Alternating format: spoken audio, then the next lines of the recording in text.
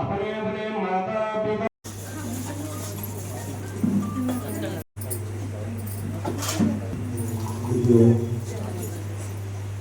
श्री ललिता देवी ओम सर्वे भवन्तु सुखिनः सर्वे सन्तु निरामयाः सर्वे भद्राणि पश्यन्तु मा कश्चित् दुःखावहे त्वं प्रमिदः पूर्वमिदं